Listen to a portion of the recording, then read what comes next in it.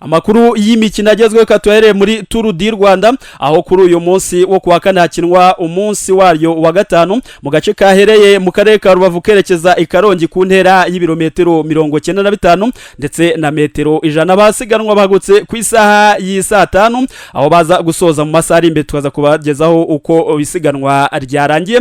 Umunya Australia Bradley Gilmore ukiniye ikipe ya Israel Premier Tech niwe yegukanye agace ka gatatu ku munsi w'ejo akaba ari nawo maze kwegukana etape ebyiri mu isiganwa ry'uyu umwaka. Mu gikombe cy'amahoro cyo wamenya nuko saa 12 AP Football Club iza kuba yakiriwe na Gasogi United kuri Kigali Pele Stadium. Ekipe ya AP Football Club kandi cyo wamenya nuko ifatanije n'umukinnyi wayo ukina mu kibuga hagati Richmond Lamptey komoka muri Ghana wakiriye inkuru mbi kuri uyu wa kane rwose ko mushiki we yitabye Imana. Muri volleyball icyo wamenya kigezwe nuko irushanwa rihuza amakipe yo ku karere ka gatanu KVB Club Championship ritangira kuri uwo munsi i Kampala muri Uganda. Amakipe y'u Rwanda arajya mu kibuga kuri uyu munsi. AP Volleyball Club y'abagore niyo ibanza mu kibuga ayicakirana na Vision Volleyball Club ku isaha y'isa 3 z'umugoroba. Rege Volleyball Club iratangira ikina na UCU mu gihe AP Volleyball Club ikina na Cobra naho polisi ze kuba ari isoza imikino y'uyu munsi